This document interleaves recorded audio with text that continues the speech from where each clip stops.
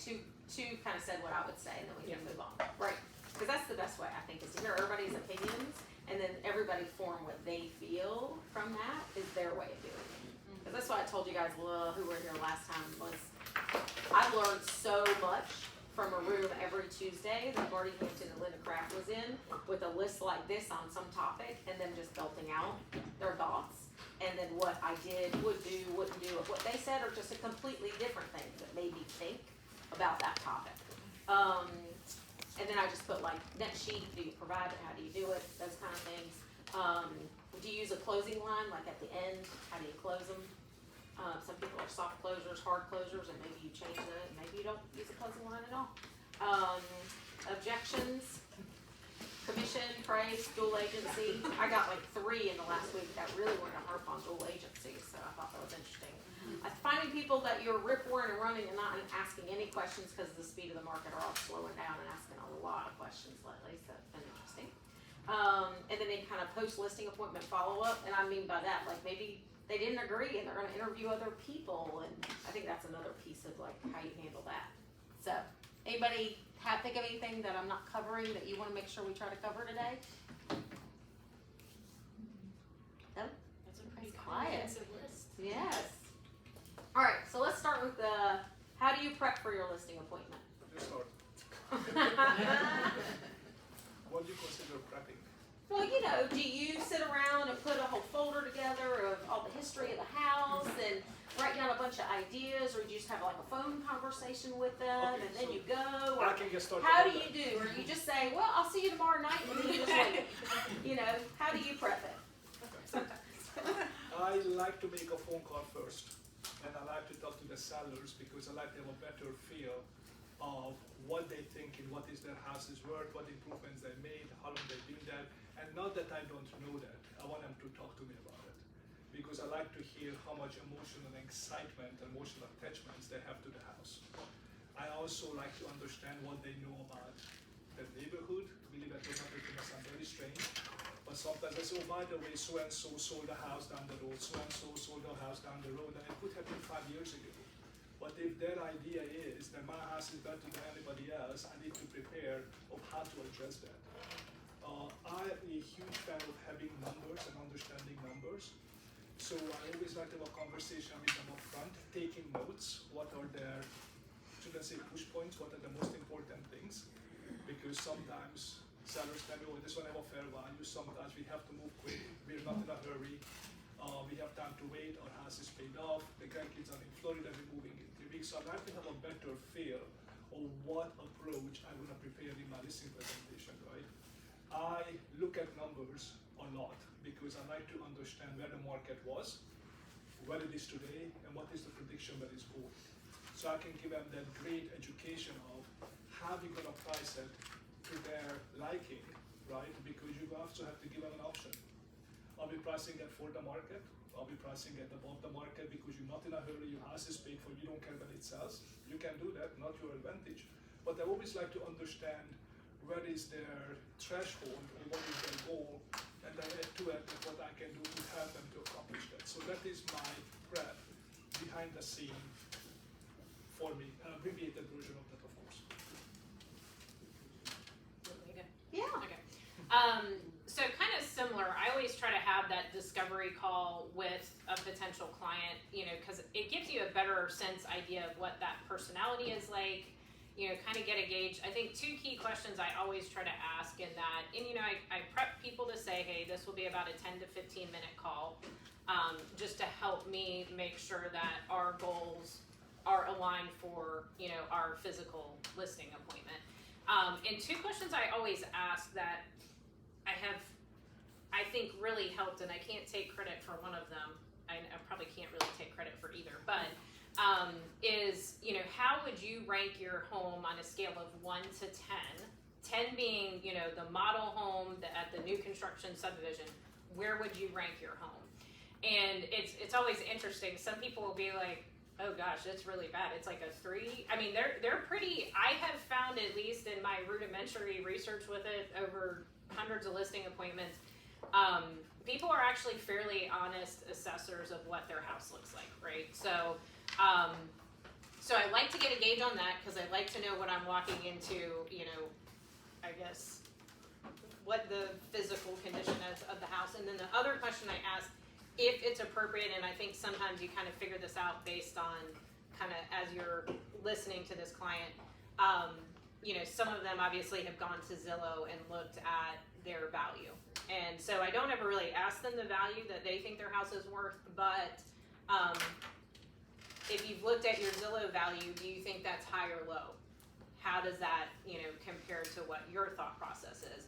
So it's a good way of asking kind of what their pricing in their head is. So again, you can be armed with the information that you need to going in. So, you know, obviously very similar process to Thomas on that prep process. I mean, I think the more you're prepped for it, the better that you can overcome objections, you can have that conversation. Sometimes people will also say that they're interviewing people, so again, you kind of know where you're at in that interview process. Okay, so I think that one of the things I do on that first initial call is just try to gauge their understanding of the market. Have they heard about the NAR thing? You know, what do they think is going on in their neighborhood? I'm oftentimes going to have their listing up and their tax records up, and so I'm going to start telling them things about the house in their market on that initial call. But I'm just really trying to get the appointment initially, and then my prep for the listing appointment is very, very basic. I do not have a bunch of information. I'll bring a folder. I might bring a listing presentation, but I'm not usually trying to get it signed on site until we started doing that new thing, so maybe I'll change that up a little bit.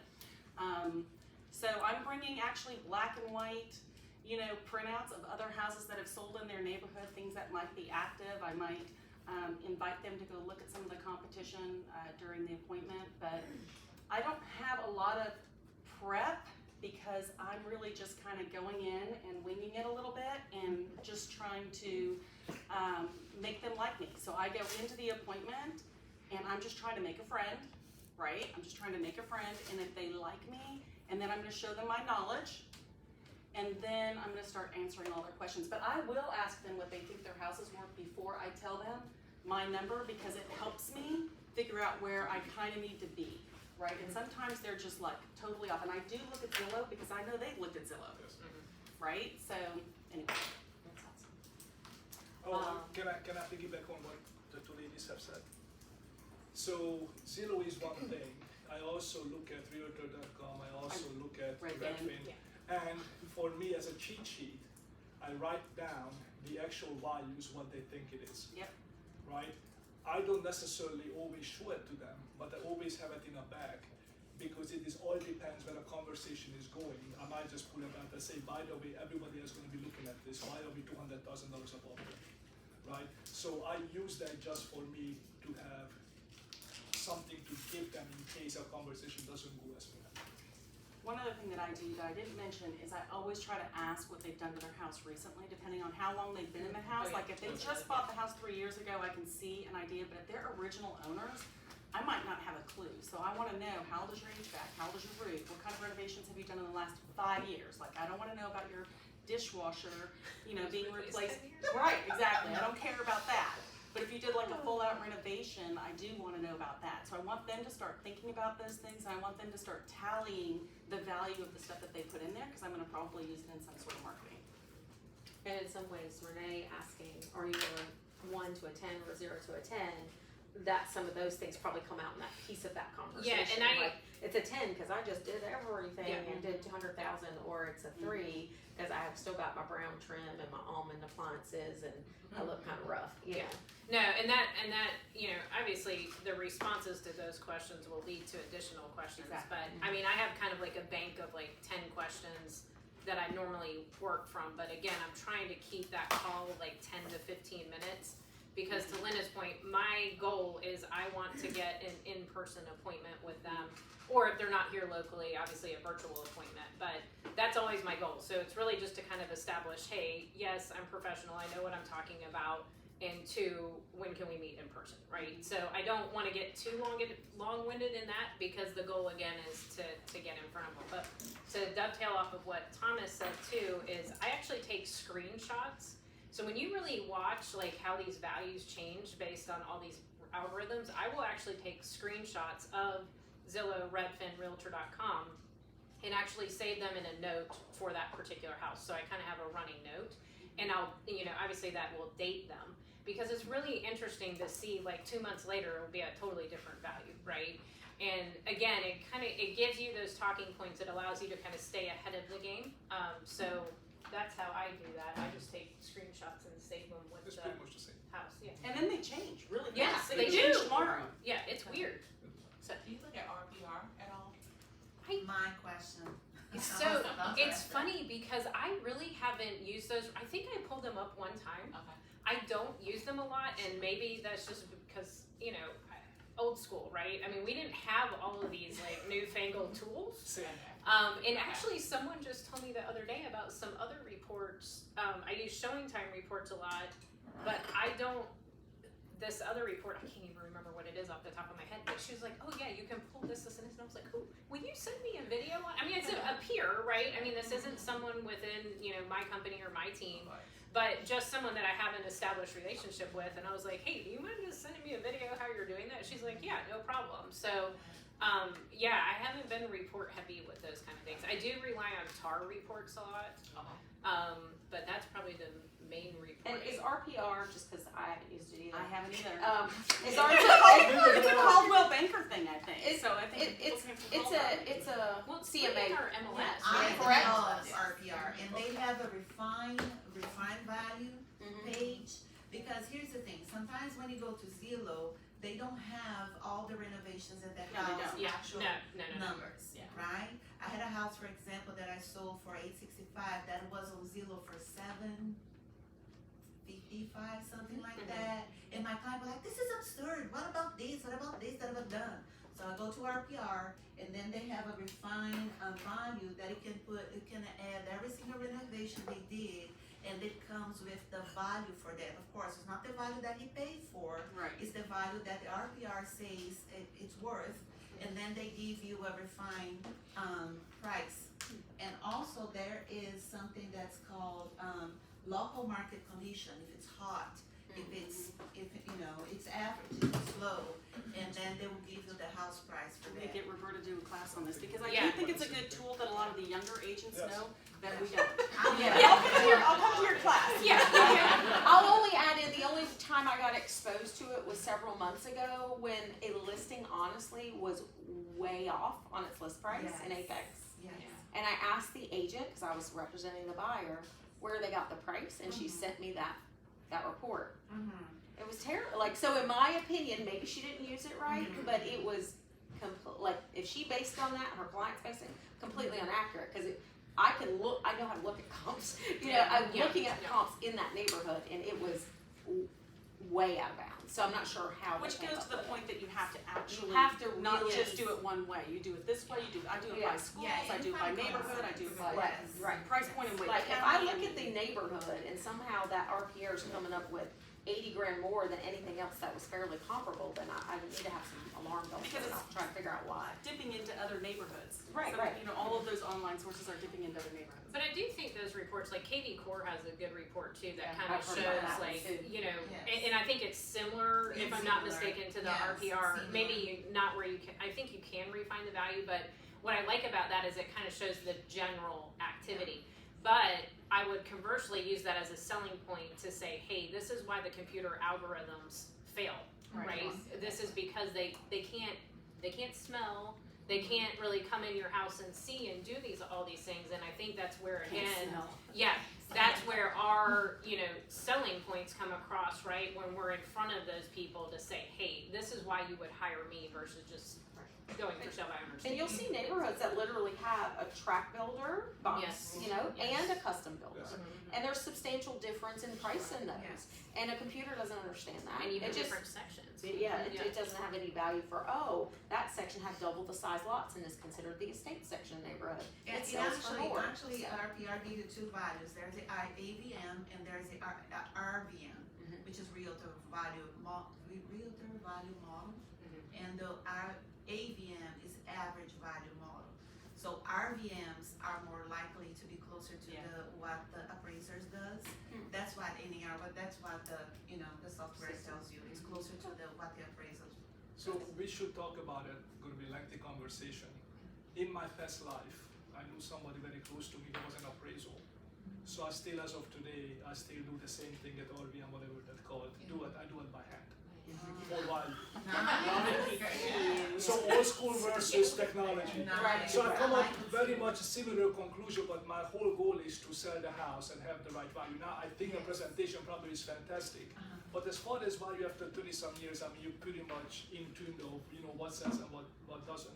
But I do think it would be an excellent conversation for a single topic. I would say after we do this, I will open up the idea of, because I try to do it with my team, what if we take 3 example houses and say, hey, everybody who wants to participate and come back another time and do the values, some of us will do the values, and let's talk it through and see where we're at and why. People learn a lot by doing it themselves and then seeing other people do it with a lot of different knowledge and experience and see where it's at. I think it's, it's fun, it's information, and it gives you some insights. Yes. So.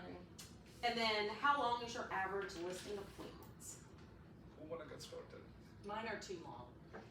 Mine So are you too. spend an hour getting them to love you, right? Oh yeah, I spend a solid hour getting them to love me. So it's funny that you said about the love you thing. I basically tell people my job is not to be your best friend. Right. Oh yeah. Yeah, because I really feel like most people hire someone they really, I mean, obviously I still want them to like trust me, Right. but I feel like them liking me is somewhat irrelevant. So it's funny that that's And this is why it's Well, different. to and me, why you want to yeah. hear different people's style. For me, This has a lot to do with disc personalities, by the way. I strongly believe that the more that the client is talking, the more I'm winning. Okay, so I don't want to be one of those agents that goes in there and just bam, bam, bam, bam, bam. I want to be very engaging, and I want them to talk to me. And so the first thing I'm going to do is get them to talk to me about themselves, how long have they been in the house, why are they moving, what's their situation. Then I'm going to start pulling in the stories, of all the other comparisons and people and all that kind of stuff. So I'm definitely in there, like I'm sitting on the couch, I'm having a glass of water, I'm definitely chilling out. I'm not always sitting at the table. So yeah, I do that. Interesting. And then I'm talking to them about, I'm just very casual, and I dress casually too. So like, I'm not gonna go all dolled up with high heels and all that kind of stuff. I don't think you do that either, because you. no, I mean this is typical. Yeah, MO right. for me. And I'm in, I'll show Make up sure all the bits are Now, covered. keep in mind, right.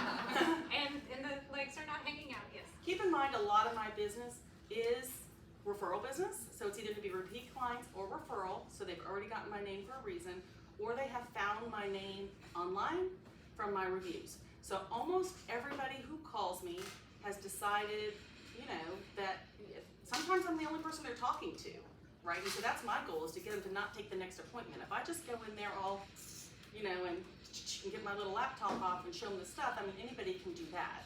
So I have to kind of set them apart from how I'm different. So I'm in How there. long does this normally take? So That's the question. if I can get out in an hour, I am patting myself on the back. If I'm out of the house in an hour, I'm patting myself on the back. And depending on how engaging they are, because sometimes I'll try to wrap it up and they're still asking me questions, which means I'm winning, right? So I like that, but like if I have to be out in a hard hour, then I'm gonna start with, okay, I've got another appointment, I'm gonna have to be out here at this time. Otherwise, I'll stay all day. I would say, so when you ask for average, I mean, it ends up being a 3-part thing, right? Because you have the prep, you have the in-person appointment, I think and she's then talking about the typically- in-person. Yeah, Yeah. just how long is your average? But I would listing say my average in-person is probably about an hour. I mean, I'd love for it to be a little bit less. Sometimes it goes an hour and a half, right? It just Yeah. kind of depends on how. But when it goes an hour and a half, you might usually get the business, right? I haven't really found a direct correlation to that No. because, by the time you do the house tour and hear about, Johnny so-and-so I know. from 1970s lived in this room and, all that, sometimes I try to get through that process as fast as possible. But, I mean, again, we're selling ourselves, right? And so sometimes that does take a little bit, and you think about the income that we're making from it, right? Or the commission that we're earning from that. You know, they're paying us a lot of money, you know, potentially to be there, right? So I try not to rush it, but yeah, hour-ish. You guys are so lucky that I'm here. I have a third perspective on that. All right. And since I think we present an extremely good balance between different styles, and I'm pretty much between two of you ladies, Okay. I do tell them I'm not here to be your best friend. I say that, but I also tell them I'm here to work with you. So as a team, we can succeed together. And to your point, I want them to like me. I do. I do, but also I tell them that you can like me, but I'm not your best friend. It's actually, it comes in a good conversation.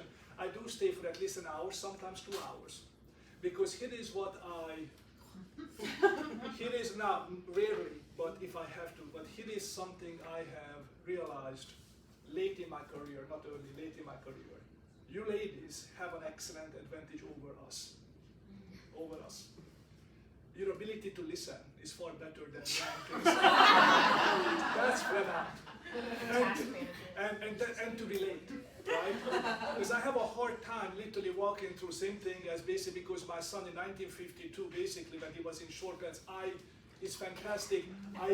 Sometimes I show in my face that I can had enough. Yeah. So I had to get myself to, oh, that's interesting. That's very interesting. Well, please tell me more about it. So I think it's more, but to your point, more they talk, you're winning. Yes. Right? So my 45 minutes usually sometimes go into 2 hours because of that, because I know I do not know how to cut it off because that would feel like they're cut off. But this all depends on our personality. So I try to listen to them, and as you guys say, I try to let them talk to you. But an hour in average, give or take, that's about right. Now, I have to jump in and say Okay. that although I'm trying to get these people to really like me and I'm trying to make a friend, everybody on my team can attest to the fact that I'm a straight shooter. So I am not going to tell you everything's fine if everything's not fine. In fact, I'll tell them that I would be doing a disservice to them. And Sarah was like appalled when I went to a listing with her because that house was shit. Basically told them that. Yeah, I basically told them that, but I didn't say those In a nice words. way, But it was yeah. like, listen, no, you're not getting $700,000 for this house that you just bought $500,000 and it was on the market for 200 days and you haven't done anything. You know, and the basement's not permitted. You know, you're not going to get that. So, I mean, I'm getting them to like me, but once they like me, then they trust me. And so then when I give them the bad news, they trust me.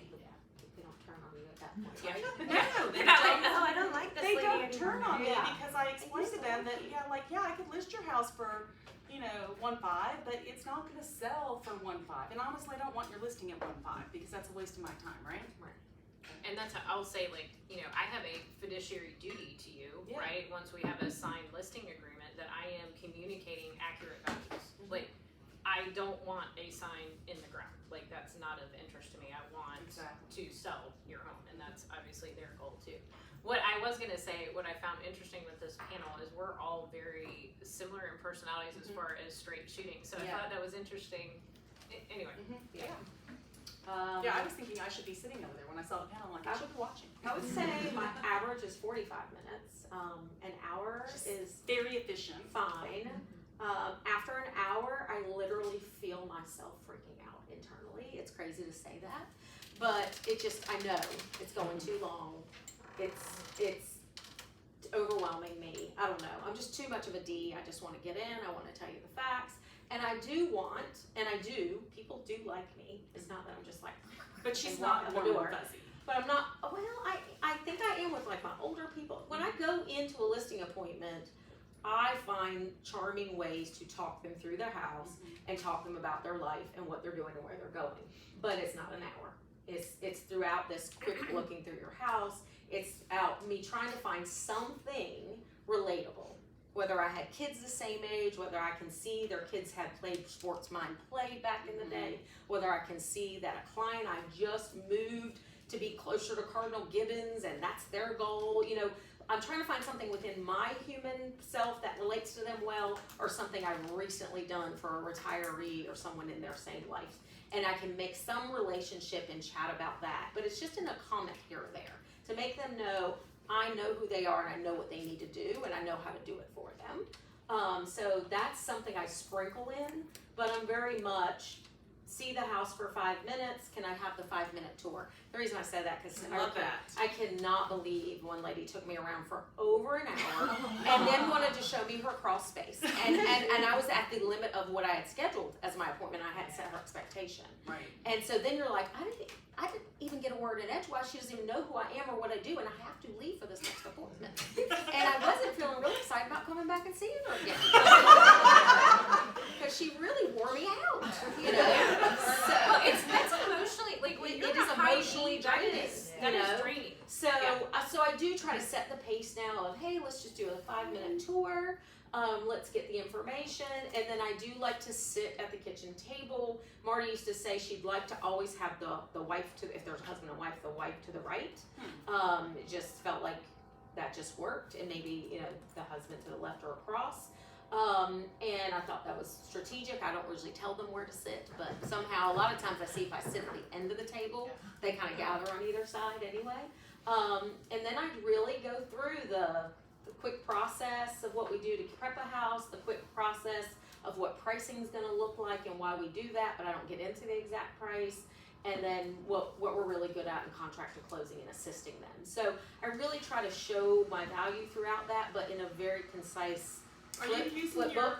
Yeah, that's what I was Uh-huh, gonna ask you. the Are little you flip book? using the book kind of thing? It's not even a book, it's more of a folder, but it's sheet by sheet. It's kind of what I tell people, it's my cue. I see this sheet, this is what I say. See this sheet, this is what I say. It might have a whole lot more on the sheet. It's kind of like closing attorney. Like, this sheet says this, this sheet says that. And then they may stop you and say, tell me more about that. Or you can tell, based on their house, they're really interested in, let's just boom, boom, boom, a few things, but let's maybe go deep on something you know is probably most concerning to them, or you know you're going to need this. And that folder is keeping you on pace. on pace. Boom, boom, boom. So do you have like a formal listing presentation? Okay, and that's on, is that? It's literally a folder with sheets. Right, and then I can pull She'll out a give sheet. it to you. Yeah, and I can pull out a sheet if I know that sheet isn't one I want them to see or has an application, right? Or I can skip over, like I've talked about one, I know the next one coming up, and I just flip it over and then talk about the next one, right? Because sometimes you just know this isn't even worth getting into today with these people. Like, I'm not gonna Yeah, talk like I about don't that want to go down that You rabbit know, hole. so that's kind of my thing. I will say historically and I will budget more mentally an hour and a half if we're buy and sell. Because I will not go through the entire buy process with them. I will set another buyer consultation, usually bring an agent in, but I at least touch on, there's gonna be strategies, and we're gonna talk about buy and sell, sell and buy, and what we're gonna do there, and I get a little bit into and build their confidence that still we're gonna get into that deeper, but today is not the time. Again, I get exhausted. I cannot stay with you 2 hours plus. So at 2 hours, I probably a handful of times have ever stayed in the house that long, never got the listing. So that is a curse to me. I do not ever spend that much time with people. Well, I feel like end it up just talking goes, too I much. think it goes, I think you talk too much, it goes off into ways. I want them focused on what I do, why I'm good at it, and why they want to hire me. And really give that closure that they feel good about me before I leave, so. I think we have a question. Yep. Oh, I was just gonna say, so it sounds, we're taught in school, you know, you have your prep meeting and then you have your follow-up listing appointment. Your value meeting maybe? And you all, it seems like are doing the prep work through the phone call and then, We're gonna talk about this. Yeah, some of people do. I don't do a heavy pre-list. I should, because it probably prepare me more for maybe some pitfalls I'm gonna run into. But I feel like maybe it's because my experience, I just know real quick where to pivot. But if you're not experienced doing the pre-thing and then talking to somebody and say, hey, maybe how should I handle this before you go to the appointment, be probably a very lovely idea. And I mean, again, that pre is only, you know, 10, 15 minutes maybe. maybe 15 minutes at most. Just some quick questions. Yeah. Does everybody do you use printed listing presentation? I do not. I am listing presentation. I print out some black and white MLS sheets if I need to, like, kind of, and I'll highlight a few things on that.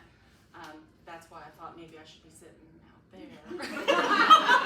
But it works for me. It works for me because, again, the people who are calling me, I mean, I guess the people who are calling all of us are calling us either because they read a review or they got a referral, right? Or they saw a sign maybe. Well, and for me, because I do a lot of paid leads, if one of my agents just picks up a random person that needs to sell, so that's a whole other bag of tricks, right? Yeah. So if you don't have anything necessarily to bring or showing to them, how do you explain your marketing strategy? How do you go through all that? Words.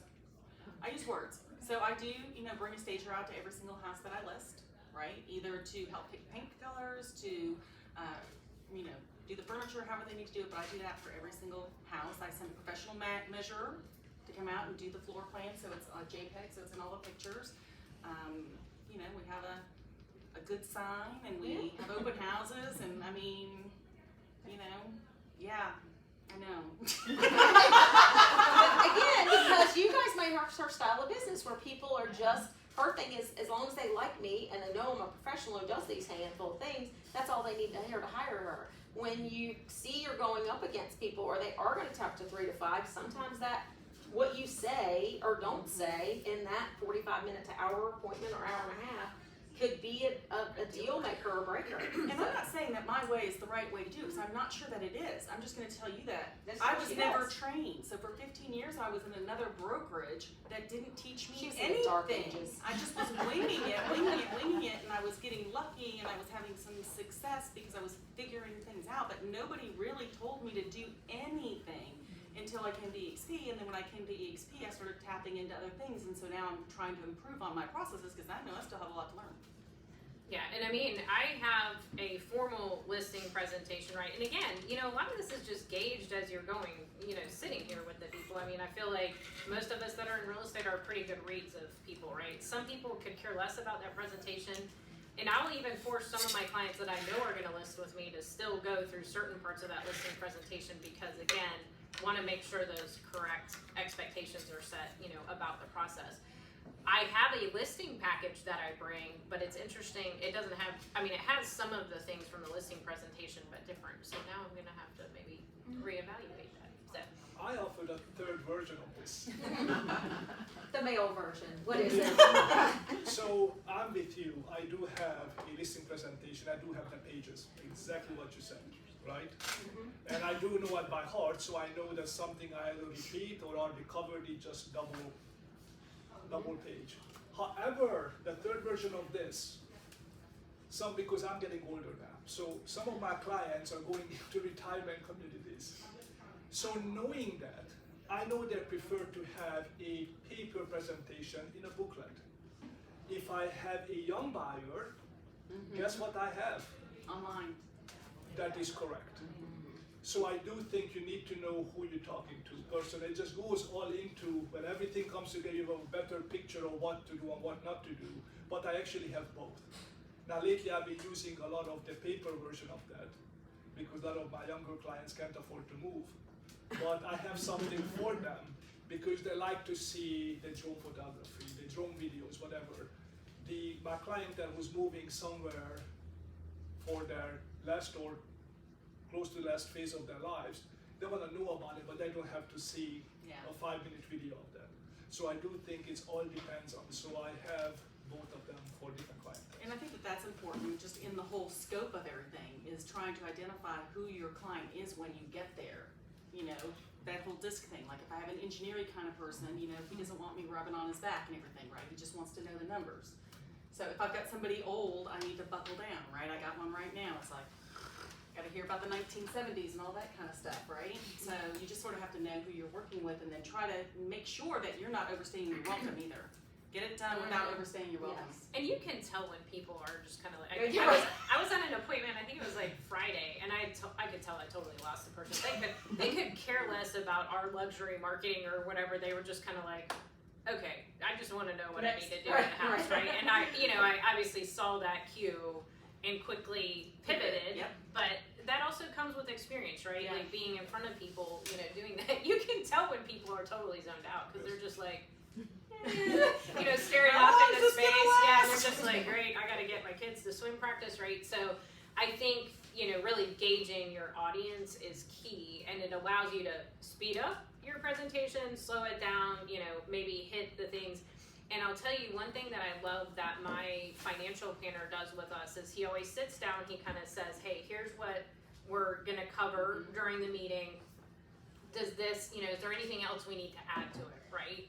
And that's been very powerful because it gives the people, it feels like kind of control, right? Like, hey, here are the topics, you know, we discussed that we're gonna be talking about during our meeting. Is there anything else that we need to add to this? And sometimes they will say, hey, I'm not so much worried about this, but I would like to add in some time for this, right? So again, you're kind of pacing that timing as you're going through the appointment versus, you know, spending 20 minutes on something they could care less about, right? Sometimes people just want to understand the logistics of it, like how am I going to do this and this, and if they feel confident in your abilities, they're going to list with you. I mean, there's very few times that I even have, you know, commission conversations or things like that even. I mean, sometimes it comes up, sometimes it doesn't. And again, you can kind of gauge and pivot as you need to during the appointment. I'm gonna go back to the how do you prep for the listing appointment and go to the listing appointment. It just triggered me when you said that. Probably a great idea when I'm trying to push harder and harder on our team to consistently do it, to send a calendar invite. Cause then it will have an hour, if that's what you put. And it might Or 45 minutes.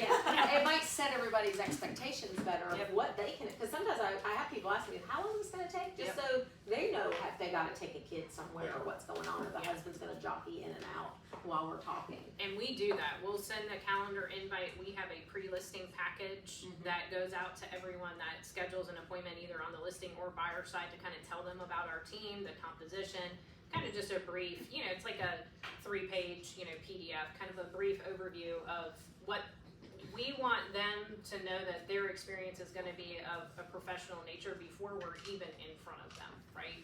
And that goes for past clients, you know, referred clients, like random call-in clients. Like, our systems and processes are pretty, I mean, they are notched in, so. I'm gonna skip to how do you handle the repairs, staging, and ROI. If you do walk into something and it needs very little to one that needs a whole lot, how much do you say at that appointment versus build in maybe in an email with some details or like photographic examples or something later, or, you know, how do you get comfortable with that? How do you talk about it, Thomas? So because I do have a very direct personality, and I'm very, very shy. I'm totally direct, and I have lost many listings because I had that topic too soon in a listing appointment. What I disregarded of some of that, the market and the location. Because in my heart, everybody should have a clean house. Everybody should have an updated kitchen, maybe updated bedroom, right? Like something nicely landscaped, freshly mulched. And on the market, when I lost the listings, I completely disregarded that it made no difference what you did to your house, it will sell. I'm not talking about 3 years ago, the pandemic. There were markets like that previously for different reasons. So when I looked back, I was like, I could have been right, but I was wrong because I didn't get the listing. And while those houses didn't sell right away, they did sell. So again, who won? Not me. So I do have those conversations, but I usually try to gauge the appetite of them doing any type of work. And the reason I do that, because I've done it, by the way, your kitchen is from 1991, and you have Formica countertops and white kitchen cabinets, looks like absolute crap, we need to redo it. Guess what? I don't have a listing. So I have to be very, very careful to say, by the way, let me help you so we can actually put makeup on whatever you think, because most sellers know that. They know they haven't done anything to it. They know that they do trends. So way I lead to them, if it comes up, by the way, have you watched HGTV? What do you think of those houses? Because see what happens, sometimes somebody moving from a 35-year-old house in new construction. Why do you choose new construction? Oh, because everything is beautiful. That's very, very true. So you think the buyers are gonna come to your house expecting the same. Let them tell me what they think needs to be done, and we have the conversation of a right balance. But I stop telling people what they need to do because I know they don't want to hear that from me. I can help them to better understand what the market is expecting, but it's always their choice. So that's pretty much my approach, and it's usually a very gentle nudge, not a main conversation. Timing-wise, I am not sure. Sometimes it comes up, sometimes it doesn't. I typically don't have that conversation at the time of listing.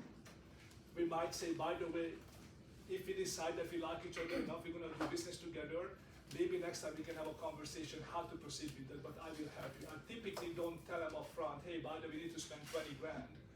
Because if I'm competing for a listing, another agent comes in, by the way, there's nothing you need to do, it's fantastic, let's put it on the market. Why did the guy tell me they need to spend 20 grand, right? So I don't wanna have that lasting impression with them. So it's, again, it's all the balance, in my opinion. You want me to go next? Yeah. Okay.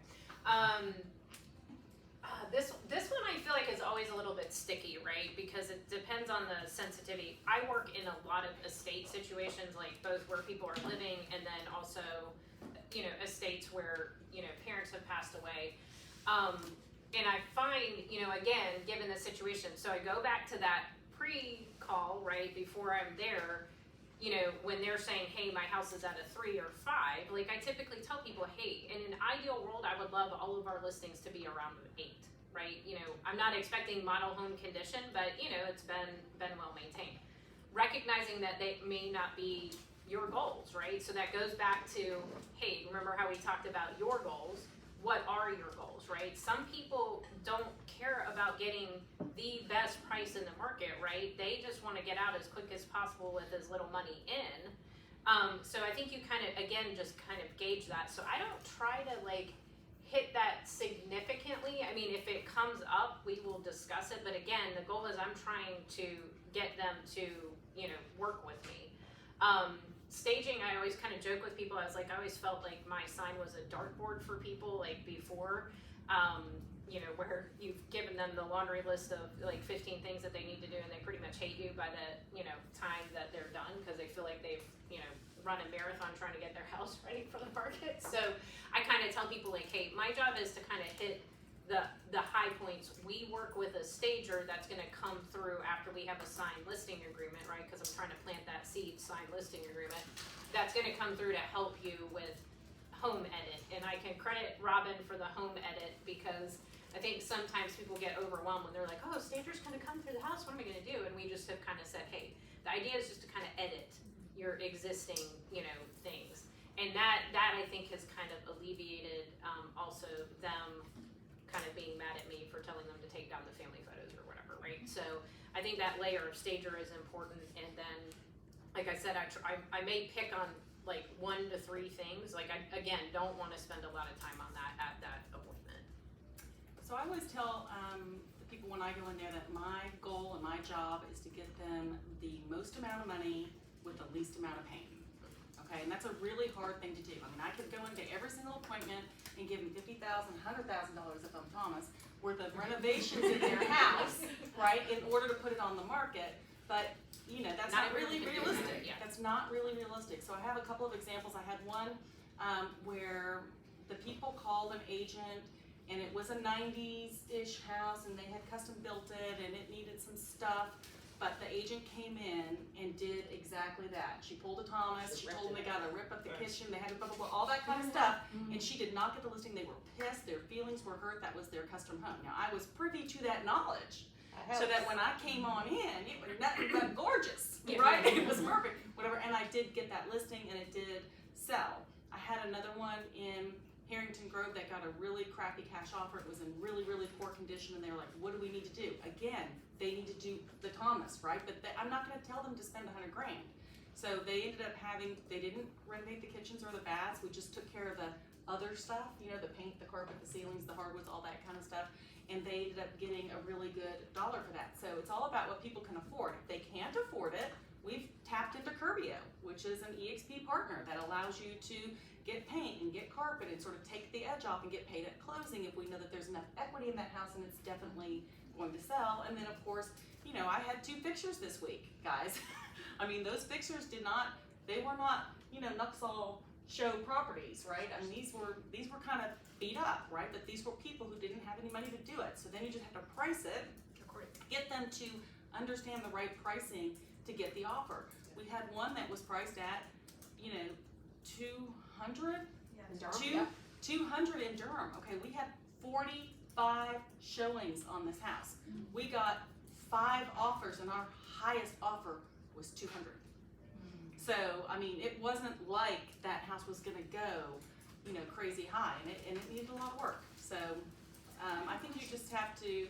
Okay, I think you just have to again identify what your clients are. So I have this like Springdale listing right now. These people were, they're in their late 80s. The husband's like, he's difficult. He's like, I'm not doing anything, and I paid $40,000 for this, video equipment in my living room, and I did say, ain't nobody want it, right? I say it in a jokingly sort of playful way, but that was really Or I important. hope you enjoyed it for $40,000. He's like, I'm not taking $40,000 off my price if they don't want this thing. It's like, okay, I get it, right? It's like, so anyway, just understanding their personalities. Well, interestingly enough, he was a really difficult kind of guy. And I touched him with the wife at one point because they're going into retirement or whatever. And I sort of patted myself on the back and I said, hey, I think I'm doing pretty good with Tom, right? Because he's hard to get along with, right? And she actually said, She knows that. she's like, well, and so she gave me some candid feedback that I was too casual. Like in her mind, she wanted me to come in and say, paint, carpet, do all this stuff. But he was a hard no from the minute I walked in the door. He's not doing that stuff. And so that was helpful information that I was able to get during the listing so that I could regroup, right? And be a little bit more firm on some stuff. So anyway. Yeah, I would say in general, I guess I'm so wired toward ROI, and I tell people I'm clear about that my goal is to get you the most for your house. Yep. And the most for your house isn't always in sense of ROI. It isn't completely renovating kitchens and baths, but it still might be a lot of paint and hardware and light fixtures and maybe a countertop here or there, things that really change the value to the buyer. And if I sense they're completely against it, of course I very much dampen that down. And I work later as kind of when I do my two-step process. I will get into that later. But when I come back and tell them about price and what you can get for what. But I often, another agent in Charlotte told me after I told him what I do and how I do it, he said, well, what you need to do is explain to these people in these terms. If you gave me, because at that time I was spending an average about $10,000 just like gussying up paint and carpet, maybe a countertop and light fixture, probably more like 15 to 20 now. But he said, you just tell them, if you gave me $10,000 and I put it in a CD, and 60 to 90 days later it was $30,000, would you do it? Amen, I'll do it. I was like, well, this is what I do. This is exactly what I do, but I do it in your house. And I just show them how that return looks, and I know it. I do it. If you would sell me the house, I'll do it and make the money. She's done that before. Yes, I will do it and make the money. It's fine. So that's the other thing, kind of just confident in what I do and how I do it. But here and there, I will say, when I see the buckling tape seam in the bonus room, and then I see, some peeling wallpaper in a bathroom, and I'm kind of gauging what things I'm going to point out as I walk through. Ones that I feel like either it's very obvious to them, or maybe it's something in a corner that they haven't really, they're just living in the house, don't pay attention. But I'm making a point to them that we'll probably have Eddie look at this and quote fixing it, because it's a talent you have to fix something like that, to fix it well. But understand, when buyers see that, they don't see it as just a little simple tape seam for $300 that's going to get fixed. Them and their mama and their uncle who lives in Pennsylvania think they have structural issues. And I kind of preface too, if I start seeing water stains in the ceiling, first thing I do is say, can you tell me what happened there? Yep. And as they start to say it, if they can't quite formulate, I'm like, roof or Toilet. Yeah, toilet or HVAC overflowed. Oh yeah, it's the HVAC that overflowed. Okay, well, just understand a buyer gets very consumed with that when they see it, even if it happened 5 years ago and it's dry. So it'll probably be high on our list to consider painting that. So things of that nature, I just try to find a few, but not so overwhelming, even though the whole house, I'm formulating the whole time everything that I want to change about it. But just to kind of introduce the concept, and a lot of them are very, very complimentary, like, ooh, you really see things and pay attention to things, like, this is awesome, like, so I think you have to build up a little bit, like, don't totally, in my opinion, totally shy away from pointing out anything and scaring them, and I do use the two-step of the stager, making the real aggressive list, but pointing out some things, just like you would when you show a buyer a home that is wrong, so they don't think you're just selling them a house, you're noticing these things and you're aware of them and you can calm them down or tell them what they are. So Sometimes I'll go through the house during that initial walkthrough by myself. Sometimes I'm like, hey, let me just walk through as a buyer and just sort of assess it without them on my back. But I do think it's really important to have the stager, because the stager's the bad news, right? I don't have to be the bad news. She can be the bad news, right? And then I always tell people they don't have to do everything on the staging report, but it gives them a to-do list, because most sellers want to know what they should be doing. So just pick the things that you like to be doing, and then it's really, really important that everybody have contractors that they can get quickly. I mean, that Springdale house, I had a painter in there very last minute. Hey, can you get a painter out here tomorrow? I'm like, great. And I did. I was lucky. Actually, I had two that would go. But you gotta have a painter and a flooring guy and a carpet guy and a handyman guy. You gotta have those guys on your Rolodex. Like, I've got plumbers who I can call or who I will email or text, and I got an answer in a minute. So you wanna have really good relationships. I guess we hit on the CMA tool a little bit, so I'll skip to, when you guys do pricing, and I guess that'll be kind of when you bring that up. Like, when you bring up pricing, and then do you provide the net sheet, or you just figure they know how to do math? You're asking me, okay. Yes. I do a net sheet, but again, it's a conversation for a lengthy amount of time. Because what I noticed, that most of the sellers don't care about their net sheet. At least the sellers I talk to. What they usually pick out on the net sheet is my commission. Literally, right? So my approach is a little bit different. Now, I do have a net sheet. I have different price points. I have sometimes different commission structures. It just all depends on what is their pain point, what they like to do. But I would say for me, 95% of the time, they don't really ask for it. They don't care for it. I do it regardless, but I don't do it up front. I don't normally do it at the listing presentation. I normally do it after we have assigned paperwork to provide, not before that. And the reason is because sometimes, again, you ladies may be different, but sometimes when I compete for a listing, right, it would be very, very easy for somebody to say, oh, this guy actually only paying like this much, they don't have that fee. And for example, when I did a net sheet, and when I have gone wrong because I made a lot of mistakes, right? Estimating that taxes, for example, because most of them have escrows. Well, if another agent saying that is zero, basically, there is zero allowance for repairs, zero taxes coming out, you look like you're making $10,000 more with this guy than with me. So I don't necessarily do that. So if I have to, if they ask for that, everything, taxes are zero, insurance is zero, repairs are zero, right? Because I know my colleague's gonna do that, or competition. Right, so again, I have a little bit of a different approach to that, but I typically do not pull it out at the time of listing. I don't.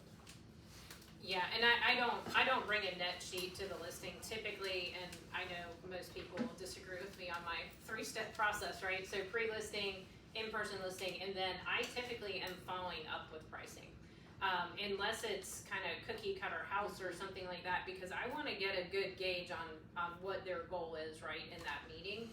And then that's really when I dive deeper into the price. Like I tell people, I need to get a sense and feel of your house, you know, and then kind of globally think about it, you know, what we're competing, you know, against. And I tell people that is the most important thing is pricing, period, and I don't want to rush it, right? And I mean, it's probably lost appointments, it's probably gained appointments, I don't know, but I normally have kind of like a bracket, we've talked about this before, kind of a bracket that I think the house is going to be in, but as far as really diving deep on that, I really do that then as a follow-up to our listing appointment. May I piggyback to that? So just because I do lose listings, I don't always win. I did lose a listing because I did give them the net sheet, I did give them a price point. Guess what happened? When I give it to them, say, oh, by the way, that is great, you're awesome, but you're going to be selling in about 6 months. Okay, no problem. I failed to ask the question, what was that time? I know they didn't tell me. Yeah. So you know what happened in 6 months? The property went up 50 grand. Guess who didn't get the listing and why? Me, because my numbers were so low. Although I sent them a follow-up that hit price improvement, the only thing they had is that piece of paper stating, oh, this agent thinks that my net is this and this is the price. So I'm very, very careful with sharing that information only whenever they're selling. Or I just say, as you said, here is the range.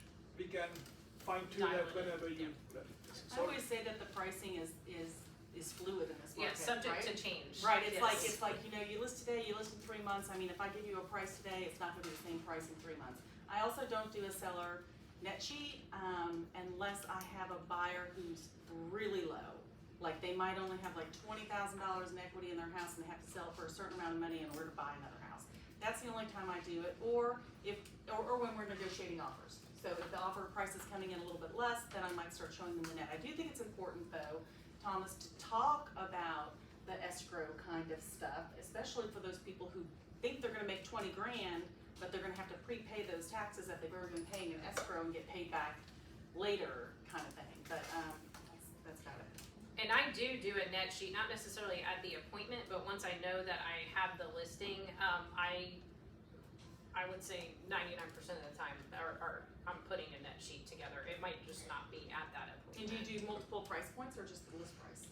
Typically at our list price, right? So I'll, use that as a barometer, and obviously there's smart people, but I tell people, hey, if we're over this, then obviously your net's more. If we're under it, it's, Well, the MLS, or I'm sorry, Zip Forms has the 3-tier. Yeah, thing I with saw the that. Yeah, prices. actually, I've not used that. I have like a.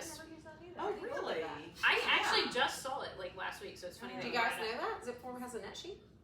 But I actually just have like a Something I learned from spreadsheet that I Wohl. put together that has formulas in it, and then obviously a caveat at the bottom that says this is estimated, blah, blah, blah, that disclaimer, because the last thing you want to do is someone say, "No, your estimate was $500 off," and you guys all know that And there's you going to have be to someone, say, you have to say. So I always, Asterisk. even in the Yeah. save file, it says estimated net sheet. Like everything is an estimate, right? Because I don't always know all the attorney fees. I don't, like if you have a trust, there's additional attorney fees. If you have an estate, it's additional attorney.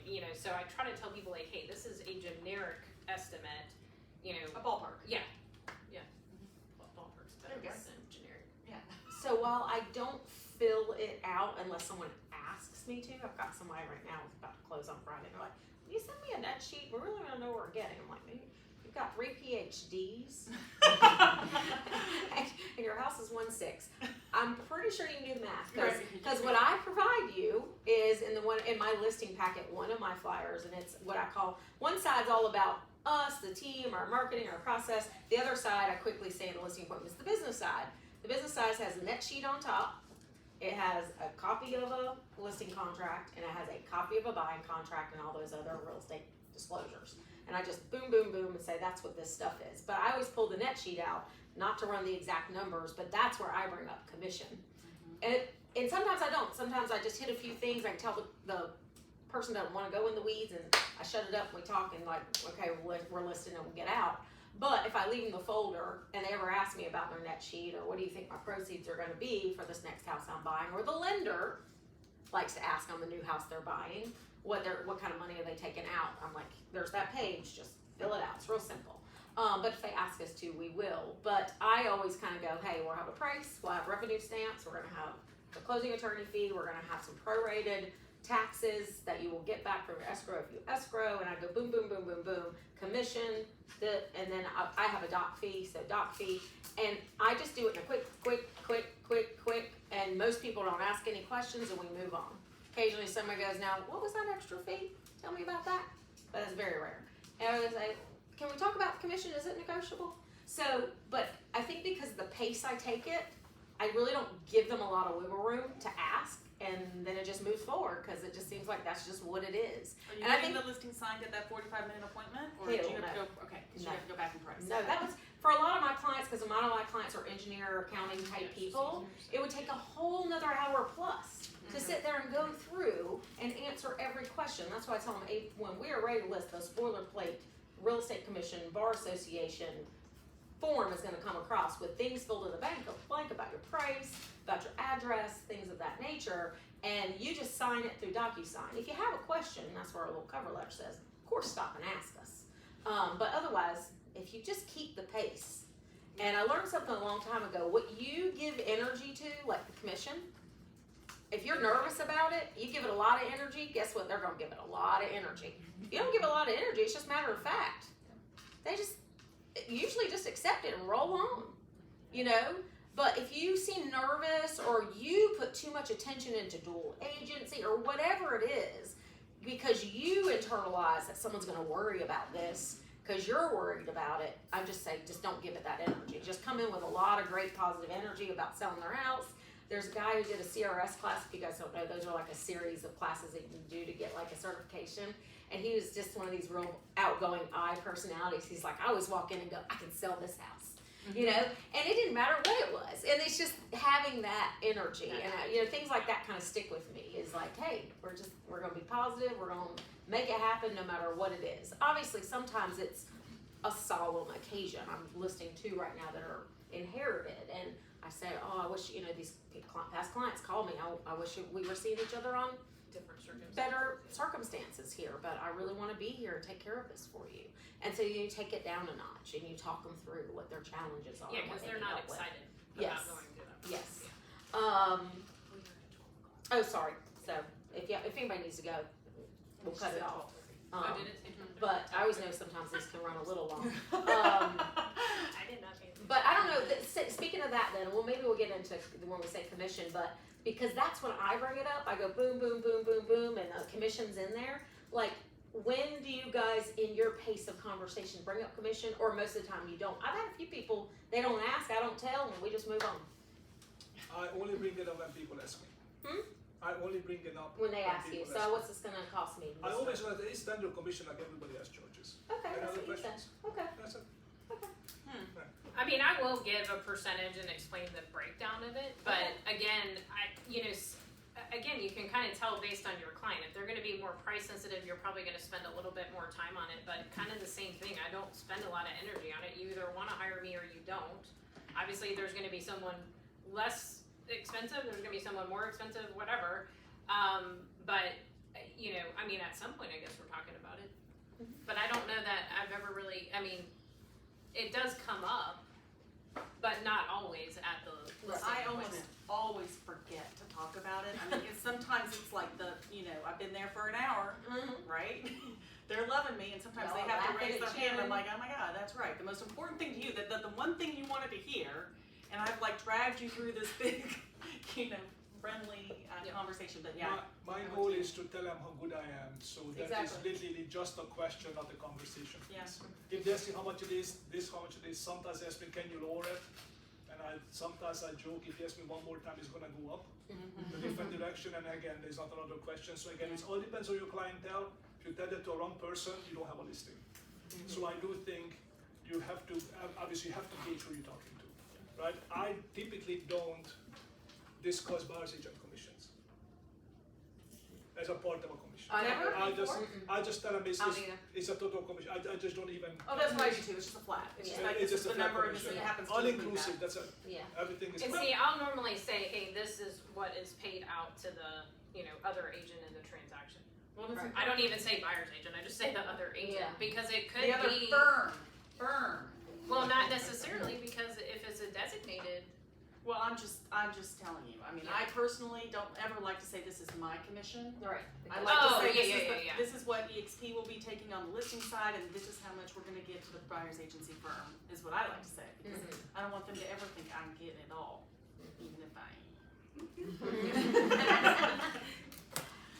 Do you guys have any particular way you wrap up the meeting, kind of close it? I don't really I mean, again, so much of it is just sense and feel, right? Like, at some point you can tell it's time to wrap up, right? Right. Or, like that listing the other day that I could tell I totally lost the clients. She was just like, well, do you mind if I just pack my kids' snacks and just you walk through the house? And just see what, okay. I mean, and this is at a luxury listing price point, right? So I did that, and then it was just kind of like, hey, I know you gotta go. I'll be back in touch with, there was a couple of things that we needed to do some more research on and, kind of do that. I'm probably more of which is funny because I am a very deep personality, but I would say I'm probably more of a soft closer. Like, a lot of times I am in multiple interview situations. I mean, like 8 agents, 10 agents, like all these, yes. Those are the kind of clients I have. And, I mean, it's like, hey, where are you, a lot of times I'll ask, like, where are you at in the interview process? How many more do you have to interview? When should I expect to hear from you, right? because then that's my trigger. If I'm not hearing from them, I'm following up. I mean, either way, I'm always thanking someone for the opportunity, the appointment, that type of thing. But then it also cues me to say, hey, I need to follow up with this person by X date to find out, like, what are we doing? You said you don't normally talk about price in the listing appointment, you do it with a follow-up. Is that on a phone call, is that in an email? Do you send your price, or do you ask them what their Again, price is? like, I tend to like ranges because I really hate giving free advice, because I think all of us on this panel have been in positions where you've given a lot of information away, right? And then you see that they go list with someone else that maybe is a, discount broker or something like that, and you're just like, damn, I mean, that was like a waste of time, and thanks for taking all my ideas and then going with someone that didn't have the kahunas, right, to say, hey, this is what you need to do, which is frustrating. So I've kind of moved away from so much information at this appointment. Like, I want to get them to want to work with me. It's interesting because I have won in those multiple situations where I wasn't the highest list price, right? But they knew those were not, I mean, these are smart people. They knew that that wasn't realistic, right? And so I think it just, again, kind of depends. Some of them, like, the range can be tighter. Some of them, it's a wider range.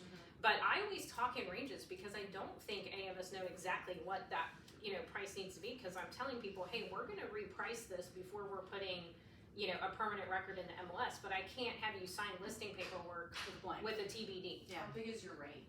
It depends. I mean, it really depends on price point, things like that. So, I mean, sometimes it might be 10,000. Other times it might be, 100,000, right? Just because there might be houses under contract, we need to see what those closed for, because we know that we're going to be going on the market after that. But, typically we're selecting some price to put in the listing paperwork. And most of the time it doesn't change. I mean, I had one that jumped up like, what, 25,000 this year from when we met to when we put it on the market. They were ecstatic, right?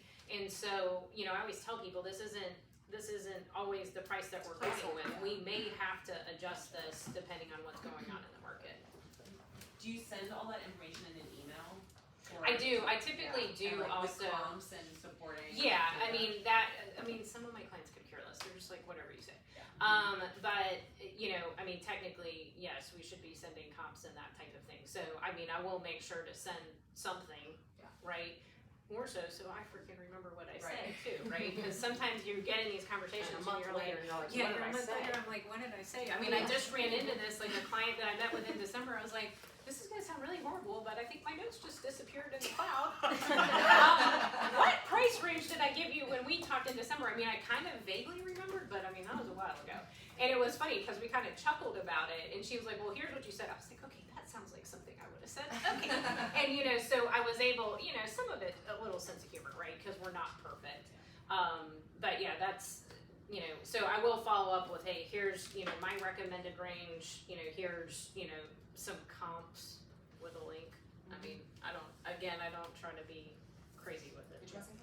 What was the question? I have to take a phone call because that's right. Do you have Yes, kind of a sorry. specific closing line of way you like wrap it up and like know they're gonna sign, or how do you end your meeting? You're walking out the door. Good question. I don't. I think the opinion varies to, hey, I'm ready, I'm your guy. I don't have a closing line. Sometimes I compete for the listing, and again, that's another conversation. Do I go first? Do I go second? Do I go third? Do I ask them to have an extra key for me when I come to listing appointment because I'm so confident of having the listing? I mean, there's a lot of little things you can do to show confidence, but I don't really have a closing line. But I always ask them, how did the meeting go? What do they think? When I'm gonna talk to them, if they're interviewing agent, I always follow up. Sometimes a phone call, sometimes it's just a sweet little note, how much I appreciate of taking their time. A lot of times those little touches, get them over the top. So they choose you if you're very, very close to obviously the price and obviously the commission. So it all depends, but I don't particularly have a hard closing line. Although in my listing presentation, there is one page that is asking, are you ready? Okay. Are you ready to list with me? And if there is no conversation, so what have I not covered? What conversation we should have? So I ask them questions but I don't really have this magic one-liner validating us with a listing. I just don't. Yes. Wanna go ahead? No, I just thought about something. One thing I will always say, because again, I'm in a lot of competitive situations, I always say, hey, it's always hard for us to cover every single thing we do, in an hour listing appointment with you, right? Should any other questions come up or, along those lines, please feel free to reach out to me to ask any, additional questions you might have as you move through your interview process, right? So I always kind of keep that open, and I always tell people like, hey, I would be excited to list your home, because I had feedback on one that they were like, well, we didn't know whether you wanted to list our home or not. And I was like, oh, dang, that was a simple thing, so when you say closing, I always tell them like, I appreciate the opportunity to list your home. I feel like I would be the best fit for getting the highest ROI, for your home, and just kind of close that with that. I don't know if that's considered a hard close. That's Yeah, not a hard like close, but soft, it's medium. I'm Yeah, kind of a soft medium-ish. medium. I'm a soft medium close, but I'm a firm believer that you should ask for the business. So I firmly believe that at the end of the appointment, you should say, I want your business. However, I'm not a pushy person. I'm not going to ask you to sign anything today. I've got all of this information for you. I want you to do your due diligence, and you let me know when you're ready, but I want your business. And so I do say that now, and I think that that's really helpful. But I also don't try to get the listing signed a lot on the spot. I will say, we didn't talk about this yet, but the exclusive EXP exclusives have gotten many signed contracts much faster, because now we have this like office exclusive opportunity, and it's like, hey, I know you're not ready, but we can put some feelers out there. I mean, you guys you might have noticed I had like 5 office exclusives at one time. Those were all people that could have pondered for a week or two, figuring out their stuff, but they wanted that opportunity to just kind of go up there while they were working on stuff. So definitely use the office exclusives. I'll hit on that because I didn't have that on there. That I know of a house right now they probably want to sell in September, October, and I just sold a couple houses in their neighborhood. And this is luxury price point, and it is amazing. And You so I want feel that like listing. if I could just say, hey, because she has a pristine, like, can I go ahead and get a few professional photos, throw it on, and see if someone loves it enough they'll wait for your timing, right? Like, that is gold. And so I feel they're wed to me, but I feel like I want to get it on paper. I've been No. I've been a little burned on that too, because if you do an office exclusive and you actually open it up for showings, you can do office exclusive 2 ways. One is just gonna be like a coming soon, we're not gonna take any showings, we're just gonna market it to the EXP agents before we go on the market. But the other one would be that you're actually gonna show it. So I have had people who were open to showings prematurely, and in those situations we priced high. And so then I ran into a situation with multiple people. We're getting them back to what the range really, because that was going to be if I'm going to take $650 for this house, right? I know that I'm not selling myself short by not going on the active market, and then reeling them back down to, hey, maybe we should be listed at $625 on the open market, and let the market decide what our house is worth. So that's still a work in progress. I think that's all. Just to say out loud, it's very, very hard. I have found to ever put a number in a listing agreement, and that's what I'm thinking about, even with this Zen list type idea, that even when I tell them like that it was going to be high in stat or whatever, that when I try to talk them back down, it's like they put their brakes on.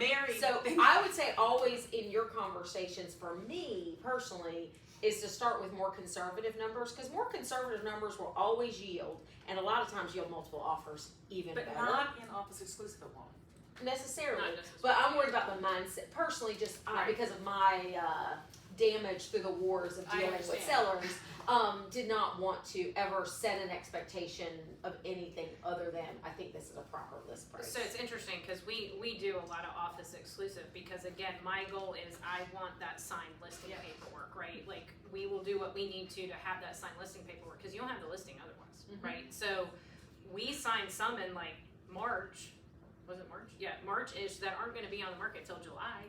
Right. But I was like, hey, we can at least use this resource. It got me the listing signed, right? So I have the exclusivity to it. We have the conversation about price, and I even tell them, hey, we can price it. I'll plant the seed, right? We'll price it higher in office exclusive just to kind of get a gauge. But know that when we go to active market, we're going to adjust back here. So I set that expectation at the beginning, and so far it's not, because I've been using that Hasn't for pulled back. probably about like 10 months. I haven't really had any pushback. They're like, oh, okay, that I sounds like good. that you're being specific and saying, we're gonna price it at $650, but by the way, when we go out to the market, it's gonna be $625. Most Now, likely it this still is gonna might be be my advice. $650, it's 3 months later, right? Yeah. But that's better than me saying, we're gonna price it at $650, but we're probably gonna have to adjust when we go back on the Yeah, like market, I'm just giving them what confirm. I think real market value is, but then, and I mean, some of my clients are like, oh, I don't have to list that high, but okay, well, here, which is a good conversation to have too, right? I'm like, well, what's the harm in just trying it in office exclusive? Because it gets that out of their system, right? If they think their house is worth more, then they know like that real value is probably really where they need to be or lower. So you're already planting all those seeds like in that process. I have a solution. I get actually caught in the same thing in December where 2 houses were on the market pending across the street, not listing till March. But they had to get the paperwork signed because it was no other option. So guess what I came up with? TBD. Yeah. That's a, But you can't upload that that was, stuff. Right. that's another I conversation, but I- that was not an issue because they signed it right away. I I mean, yeah, unofficially do that'd be that nice. a lot too, but you're not supposed to do that. No. That's okay. You get the listing signed. Yeah. But I will say for the closing line, and the only reason I brought that up, because I consider myself also a soft closer, even though, as you said, I got a lot of D in me. Something about that, like making them just do it, but I don't make them, and I do joke at the closing of the conversation that I do not bring paperwork for you to sign. I want you to feel very confident you're gonna work with me, because what's the point of you signing it and calling me the next day that you changed your mind? I think hard closers hear that a lot. They sometimes get that like, what did I just do? They got sucked up into the momentum. And that always works well for me, but I do think at times I will ask them for a key, because that's a really good sign that they're good to go. A lot of agents do these things. I think the easy one that you said, and I like it on the buy side at the end of a consult and on the list side, is, are you ready to get started? An agent told me that years ago, and she just says it with her little smiley, perky way. I love that. And she said almost always, like, how many of them are after you just went through all this great knowledge and information? I say, no, right? Because she's engaged them the whole time. And so you ready to get started? The other thing that particular agent had done, and she won a couple over me, and I was like, I'm not gonna have that happen again. And it's again because we're good friends and camaraderie, and we find out later we went up against each other. Is she does a big thing, and I kind of was gonna try to like bring it in more as I need it. But she does a big thing at the end that says pretty much have I not covered anything that you wanted to cover? And in covering all this, is there anything you think as an agent that I'm not going to be your best choice, right? And she said over and over again, because she's covered it, she's answered their question, gave them the opportunity if there was 1 or 2 more questions, that just kind of closed it up. Like there was nothing left that would make them feel confident that she wasn't the best agent for them to choose. So much so that they agreed right then, whether she brought the paperwork with her or not, I don't know, to sign right then, you know. So that's something to know. I have had what I call the Shark Tank moves, because sometimes people do strategically want to be the last in, because they feel like, well, you've heard 4 or 5 people talk about the same old stuff, and maybe you got the war of the few things that weren't covered by the end, they knew enough, and now you could close them out. Marty is a big, if she knows she's competing, she's gonna go last. However, the kind of times I've strategically went last or somehow was after somebody, guess who sometimes I got a phone call from? This happened twice in my career. The other agent who went before me, who already had them sign and said, hey, guess what? I went to their house last night and I know you're going tomorrow, but they already signed with me. I like to go first. And so sometimes just understand, like someone who's a hard closer as an agent, going in, if they do that, anything else that I could possibly do to make you feel like I'm your best agent, they say no, and they go, ooh, I'm supposed to talk to so-and-so tomorrow. Well, since we've covered everything and you're good to go, I'll even handle that phone call for you. You won't even have to call and tell them, but I'll tell them I've already listed your own. And people do it. It is not a fun conversation to get. I'm like, because they are snarky when they call you with it, right? I like to actually actually include, I like to have the listing presentation printed out for those people who are contract readers, Yeah, right? And then the overview of the North Carolina offer to purchase, yeah. which, sums Yep. up the process a little bit Yeah, easier. because it says you provided them copies, so that's what's in my little I like to paper go booklet. first, but I'm not like you guys. Like, I think that I am very rarely going up against more than 2 other agents max. Yeah, I mean, I think what I found, I would say most of the time, I would say on average, if we're in a competitive situation, I would say most are interviewing 3 agents, which in my mind, I'm like, how do you have this much time? Is what I'm thinking the whole appointment. But, I would say on average, probably 3. There are those outliers that I'm like, how in the world did you interview 10 of us? But what I have found in all of this, especially the large number kind of interviews, there's typically going to be 2 that come out. Kind of like when we get multiple offers. There's typically 2 standout kind of things. And so then it's those little kind of post-listing follow-up things that you've done that may get them to engage with you, right? And obviously you're just not going to win them all, but you sure want to try. Right. So. I'm another good icebreaker with multiple agents competing. Obviously, exactly right, yes. I also ask them, by the way, how does my pricing or gauge fitting in the others? But before you answer that, let me take a wild guess. More agents you interview, your price gonna go up, your commission gonna go down. Is it true? And typically answer is yes. Because if other agents, as smart as I am and as good as I am, they're gonna ask you what the other agents quote us, so they're gonna tell you a higher price to get your listing. If they're gonna ask you about commission, there's always gonna be just a little bit lower. Am I on the right track? And that's pretty much how you get away from, oh, by the way, those guys just basically compete against each other, but not for you. I work for you. So my commission is no longer a conversation to be the lowest or a price to be the highest. So that worked for me at least. Obviously, you cannot charge a 2% higher commission, right? And $50,000 below what other guys have said, but you have to be somewhat in a range where they feel comfortable that you're not BSing them and you're looking out for their best interest. So that is my experience when going into against other agents.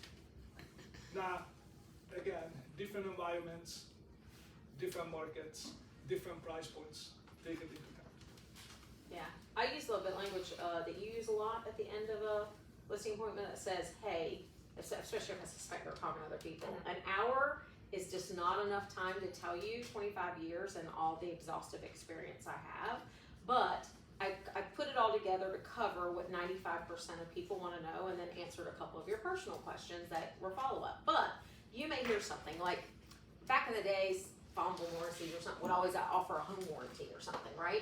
And I was not big on those. I don't put it in my listing packet because, we can talk about 100 different things. I don't have time for all that. So it's just like, hey, if something comes up that you hear from another agent that I didn't cover, just know I'm very strategic on everything I do and why I do it. And some people will bring me something another agent brought up, and I will tell them the counter argument of why you don't want to do that.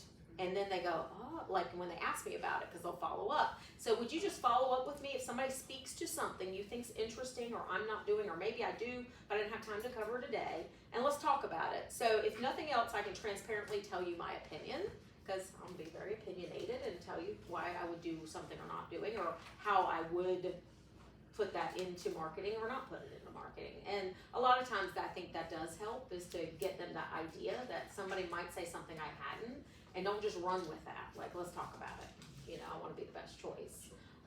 And certainly in keeping with that, the times you lose and you get that, you actually got to get to the appointment and they say the Dear John email that says we evaluated, you were great, and we decided to go with a different direction or another agent or whatever. I'm never scared to ask and say, well, I always want to be the best choice. Clearly, I failed at showing you value on something you were looking for, so could I tell? And sometimes, you don't want to hear it because it is, you missed some cue that they didn't want to do the repairs and they thought you wanted them to do them all, or you missed some cue of what their goal was, and sometimes just flat out somebody else was cheaper and they thought they could do just as good a job as you. Well, then I clearly didn't differentiate myself well, and I have to reflect on that, right?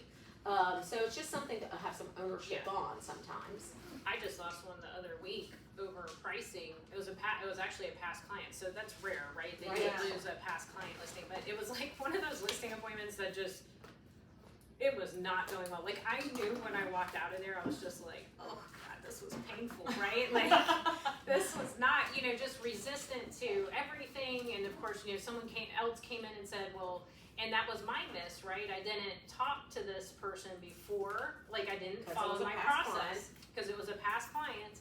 So I had no idea what I was walking into, and it was a very, like, almost combative environment, and you're just like, what in the world? And I realized she was on the defensive from the beginning because she had interviewed someone else that had told her about a $15,000 higher price point in the like 400 range. So that's kind of a big deal, right? And was extremely price sensitive. It was the first person that I got any like real pushback on compensation for, buyer's agent and that kind of thing. And it was, I actually I left that like just kind of like, God, thank God that was over, right? And sometimes you're gonna have situations like that. It was just weird that it was a past client that was, it was like that. Of course, now I'm following it because I'm sure you guys will follow, the ones that you don't win. You want to see kind of who listed it, how much it sells for, to then be like, I told them so. No, but anyway. I have a little bit of a different process because I have a very different personality. I choose torture over being kind. So when they get that beautiful email and I say go a different direction, I always pick up the phone. What direction are you going? Are you no longer selling your house? Right. Right, because see, to me, you can hear a million different excuses, right? End of the day, somebody told them something, probably was either BS. Very well, you could have missed something, but that somehow didn't come out. So obviously, I asked them, what was it, right? I had a 2-hour listing appointment. That's because I'm that smart on Sunday, which I don't work on Sundays. Yep, that's And unfortunately too. my cue was, because the house was last sold in 1962. Okay? Realtor.com, tax records, Zillow had all different square footage, every one of them, with a huge range of pricing. And I said, by the way, I'm happy to share that with you, that I had to bring in an appraisal to understand what the square footage so we can actually have the right price. And the cue from that conversation that I'm going a different direction, I didn't give them the price. Yeah. I give them the range. So again, you cannot win at all. I learned from that. But you always want to have something that you didn't think about, you should have thought about, or for some BS somebody just brings up, or somebody told them, right? So God knows, but. I'll just hit real quick before we just have any last questions, but I had 2, if not 3, in a very short period of time recently, really harp on dual agency, would I practice it or not, when I definitely don't comment at all. My answer every time is, if we want any one of the XP, and we're pretty darn big now, to show our property, we need to be able to be dual agency. Because there are plenty of people at XP, I don't even know them, never met them, wouldn't tell them your secrets if you think I've got secrets. So of course I want everybody to bring an offer. When they ask me about, well, what about if you represent the buyer? And I say, well, there's those handful of times in many, many years of doing it that I'm showing someone a property, I know a listing I got's coming is a good match, may even be a stretch over their price range, but I know it's got enough of what they want, and I tell them about it, and they bought it. And nobody hoodooed anybody. They were very confident because they'd worked with me before on how I price and how I do things, and they came into it eyes wide open. And I will tell you, if I'm a dual agent, of course, and at the end of the day, if you don't want their offer, don't take it. But if it's the only offer or the better offer of offers, I would assume you'd want it. And then I joke with them and say, and guess what? When there's that $300 to $500 repair everybody's arguing about, I just write the check. Because every time I've ever done dual agency, every single person's called me back to work with them again. Actually, one of them about 3 times, and 2 times of it, they were in dual agency. And I said, I'm just confident in it because I treat you equally. I tell you all the same rules of the game, tell you all the same information, and I've got no secrets to share. And if I did, I'm not sharing them with the other person, just like I wouldn't share it with Renee because I know her as representing the buyer. I treat it all the same, and I keep myself covered. And so I had one guy stand on his head this past week. He would not do straight dual agency. So I finally marked it off, and I said, however, I'm just telling you, if I happen to run into somebody, I'm going to ask you, do you want me to show your house? Or do you want me to tell them it's unavailable for them to see? Because if I've engaged the client, I'm not going to give my business away to someone else. And the other one they like to ask a lot is what if you sell it yourself? Yeah, you are dual agent. They're not against it. They actually hope you'll give them a commission cut. Other people have told me they would give me a commission cut. So I tell them that's case by case too. Like, because my next door neighbors recently, they were 2.25, and they said a friend of a friend might want to buy the house. I said, great. If they call me, it's next door to me, I just show it to them, they buy it, they don't bring in another agent, anything, I will make a concession. But if they're gonna be a lot of work, I'll have to talk to you about how this is gonna go. If they bring another agent in, it's all normal. But let's just say again, I've taken somebody around for 2 months, and now your property is listed, or I evolve them to your price point and they wanna buy it, I am not going to take a cut because I've done my full work with that client. And they're like that. I said, does that sound fair? Yeah, sounds fair. So I always explain to them why you just don't on the front end. Oh yeah, I'll do 4% instead of 5% if I'm the buyer and the seller. Because you'll always get trapped in something. You will kick your own butt that you offered that. How do you address the conversation of just the overall negotiation? Because you can no longer now give anybody advice on negotiating repairs or the price of the house, and that's where I struggle on being a dual agent. And so I'll be a dual agent personally if somebody in my book of business wants to buy your house, and so I will sign it as a designated agency. Then we will have a conversation as to whether or not both parties are open to that. But I just got a sign call on one of my houses, and I think that they're going to put an offer, and I'm like, I'm going to have to figure out how to talk about this. talking I talk in generalities the same way I do with anybody. I say, hey, you're a buyer in the market. When you're buying a home, this is, and here's the comps. This is about what they go for. You can show them some comps. You know, if there's going to be multiple offers, this is about what they go over. Yeah. And this is about what I'm seeing in range, and I give them ranges, right, on everything. I can think of one in Harrington Grove I had 3 offers on. It was the first house this client had, and they sold their townhouse with me, and they wanted to be in that neighborhood. I sent them the comps, I sent them a year of sales to make sure they wouldn't regret that they put an offer in the first one. I gave them all the ranges. They went over on due diligence. They went over on the price I kind of was recommending as a range to consider in multiple offers. So do you believe that you serviced them as well as you could, or that they potentially They probably wouldn't have gotten the house. Yeah, because I advise them pretty much the exact same way I advise any buyer. I just didn't say an exact and a direct, but I've laid a bunch of gingerbread crumbs that they knew exactly what they needed to do. Well, good, because I need to get better at that. I need to get better at that. And same thing on repairs. Like, hey, that's a $20 item. That's a $40 item. Let me have my guy quote it. And these are these could be this scale. Well, then they know those are the ones I probably want to ask for. Yeah. Hey, I have not seen many people ask for the whole list because we're kind of an as-is state. But I see that if you ask for a few things, you get them. I let them choose, right? Where I do, hey, my litmus test is, are we gonna have to disclose this to another buyer? Yeah. And if the answer to that is yes, that's a fair game, repair. Potential, Yeah. yes. And I explain, I think I just talk about the same way I talk to any buyer. This is the way this works, this is the yin and yang, this is where I win, this is where I lose when I'm negotiating things, and then I let them be the decision. It's the same thing overall, even when you're like, tell them list price and tell them what to do. I'm your navigator, but you do what you want to do, right? That's why I'm here to navigate. I have never won against you ever. You never won against me? No, every time I I brought didn't a know it was buyer. over. No, every time I brought a buyer, Yeah. you're one of the agents who actually knows what they're doing, so that is not. Oh, you mean when we're competing with buyers for a property? That is correct, because you're one of the Well, agents you who knew what to actually do gets on it. the last one, they just wouldn't do what you said. That's true. She beat me. He called me and said, how did you get that? And I was like, this is what I offered. And he's like, well, I told them to do that, and they wouldn't do it. So, Yeah, I mean, and I think the whole time, right, we are giving this guidance and all this. Ultimately, it's the client's decision what they want to offer, regardless of the type of agency, right? Is kind of my viewpoint on it.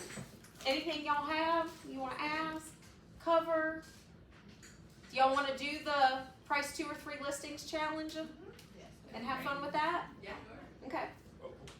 Old school versus new school. Yes. Versus the RPR. Let's see how this RPR We actually should then pull in the RPR report. Yes. That's what I'm saying. Like, you like- guys who use that, use it. And us who do our like scribble on a Yes, piece of paper, sure. we'll use that.